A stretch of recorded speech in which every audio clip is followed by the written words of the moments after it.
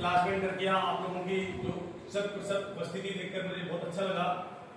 बड़े सौभाग्य की बात है कि हमारी जो एआरपी टीम है वर्तमान में आपके यहाँ एक ही एआरपी का चयन हो पाया है और हमारी पूर्व एआरपी हमारी बहन डॉक्टर सोनी साक्या, हमारे अनुज के गौतम जी और हमारे भाई रंजन द्विवेदी जी और केआरपी संजय जी, ये बहुत ही विषय विशेषज्ञ से नवाजे गए हुए हैं।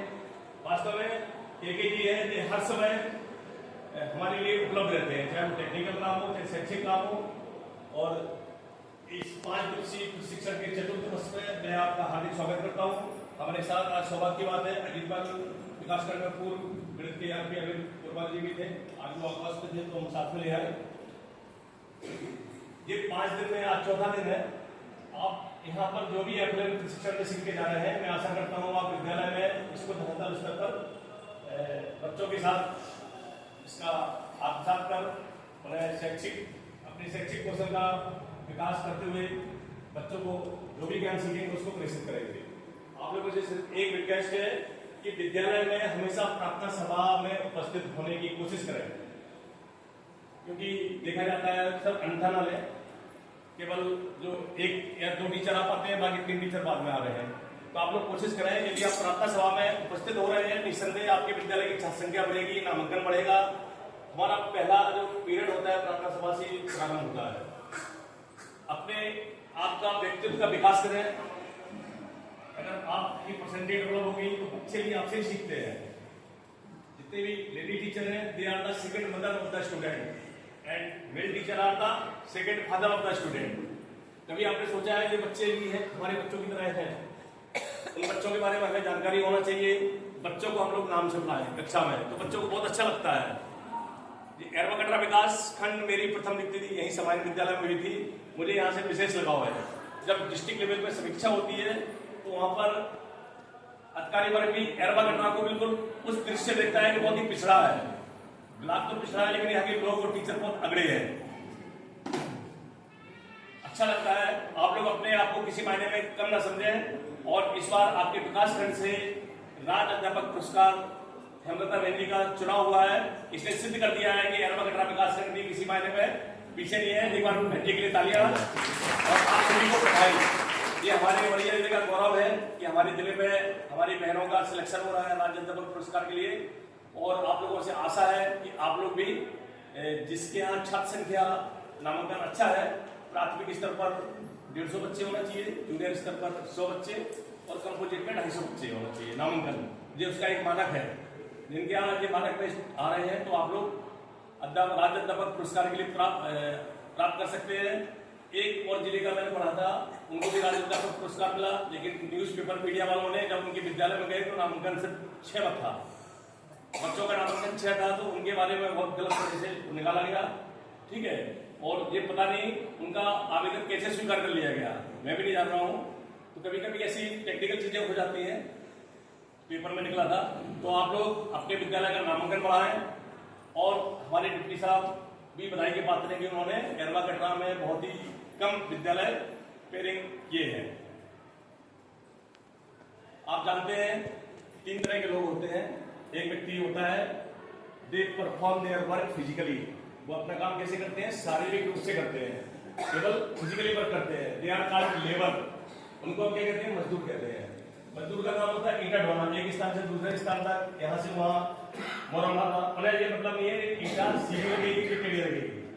सेकेंड टाइप के जो लोग होते हैं वो होते हैं mason, they perform their work mentally and physically.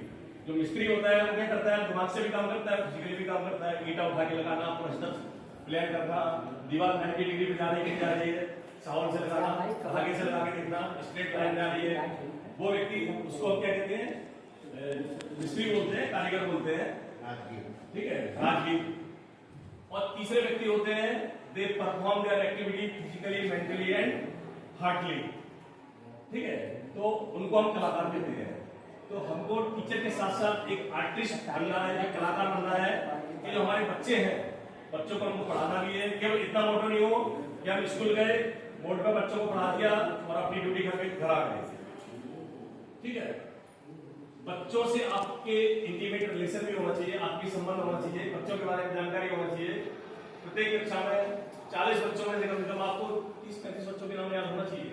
बच्चों को अच्छा लगता है तो हम बच्चों से लगाव भी रखें। कोई बच्चा स्कूल आ रहा है, उसका फैमिली बैकग्राउंड क्या है, कैसा है, इसके लिए हमारी पीटीए एमबीए बैठक होती है। उसमें हमको बच्चों के शैक्षिक और शारीरिक मानसिक विकास के बारे में भी चर्चा करना चाहिए। ये बहुत जरूरी होती है। हम एक तीसरे तरह के व्यक्ति बनाए जो अपना काम फिजिकली भी करें, मेंटली करें और हार्टली करें। कोई आप पाठ पढ़ा रहे हैं, जब उसमें आपको आनंद आने लगे, पीरियड हमारा खत्म होने वाला है, लेकिन बच्चे करें सब क्लिक घंटी बज गई, सब पूरा कर दीजिए। अगर बच्चे ये सब बोलने लगे तो समझिए आपका जो टीचिंग है बहुत अच्छी हो रही है। तो बच्चे अगर आपकी टीचिंग में वाव फीलिंग करें, अरे सर ये कब जाए, तो समझिए हमें सुधार की आवश्यकता है।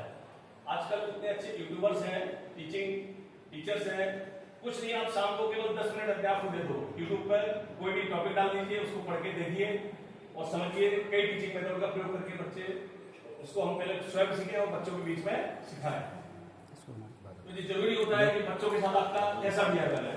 हमारा एफएलएन जो प्रशिक्षण है, इसका मुख्य उद्देश्य है फाउंडेशन, ठीक है, लिटरेसी एंड न्यूमरेसी का अर्थ है कि समझ के साथ भाषा और गणित का बच्चों का विकास हो सके। बच्चों को समझ होना चाहिए।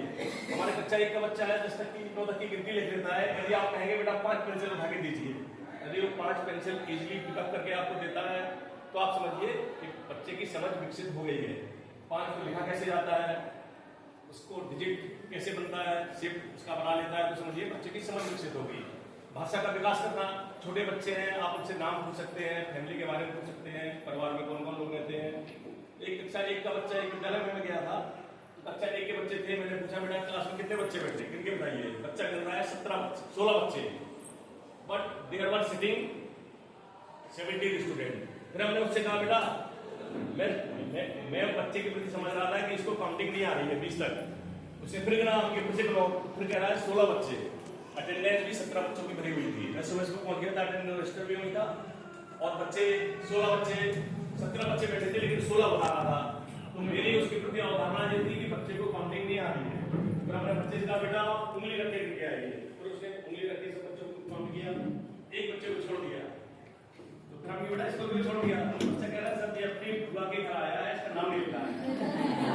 अब यदि वहाँ मेरी समझ बच्चे की प्रति गलत थी, अवधारणा मेरी गलत थी, लेकिन बच्चे की अवधारणा मुझसे भी अधिक अच्छी थी।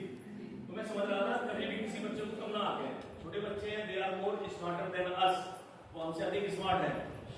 Child is the father of man, बच्चे को आदमी का पिता भी कहा जाता है। कभी कभी ऐसे तार्किक प्रश्न कर देते हैं छोटे बच्चे कि हम लोग उनके जवाब नहीं दे पाते हैं। तो आप लोगों से रिक्वेस्ट है कक्षा में जो भी बच्चे हैं आपके विद्यालय में, उनको अपने बच्चों के समान समझें और हो सके छोटी मोटी मदद भी कर सकते हैं, आप बच्चों को पेंसिल वगैरह दे सकते हैं, इससे कोई हमारी कमी नहीं हो जाएगी। ईश्वर ने आपको बहुत दिया है, यदि कोई नदी की धारा बहती रहती है तो अच्छा पानी रहता है, अगर थम जाती है तो समझिए पानी भी मेला हो जाता है। आप लोगों से रिक्वेस्ट है जो आपके यहाँ होती है, रामलीला होती है, उससे चंदा बिल्कुल ना करें। उस पैसे को आप अपने स्कूल के बच्चों के लिए कुछ ना कुछ शैक्षिक सामग्री लाके बांट सकते हैं, अच्छा रहेगा। Thank you. Over to take.